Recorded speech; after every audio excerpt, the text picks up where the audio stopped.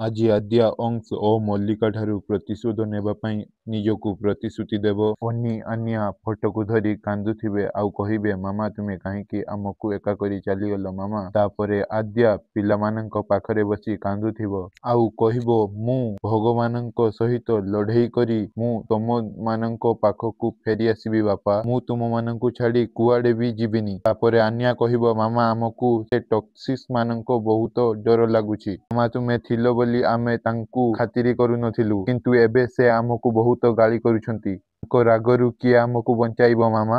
ତାପରେ ଆଦ୍ୟା ରାଗିଯିବ ଆଉ କହିବ ମଲ୍ଲିକା ଓ ଅଂଶ ମୁଁ ବହୁତ ଭଲ ଭାବରେ ଜାଣିସାରିଛି ଏ ହେଉଛି ତୁମ ଦୁଇ ଜଣଙ୍କର ଷଡ଼ଯନ୍ତ୍ର। ଅଂଶ କେବଳ ତୁମରି ଯୋଗୁଁ ଆଜି ମୁଁ ମୋ ଦୁଇ ପିଲାଙ୍କ ଠାରୁ ଅଲଗା ହେଇଛି।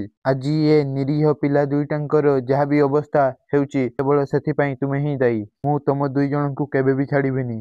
ଅଂଶ କେବେ ବି ଛାଡ଼ିବିନି। ଦର୍ଶକ ବନ୍ଧୁ ଯଦି ଆପଣମାନେ ସିନ୍ଦୁର ଖେଳର ଫୁଲ୍ ଏପିସୋଡ଼ ଦେଖିନାହାନ୍ତି ତ ଯାଇ ଫୁଲ୍ ଏପିସୋଡ଼ ଦେଖନ୍ତୁ।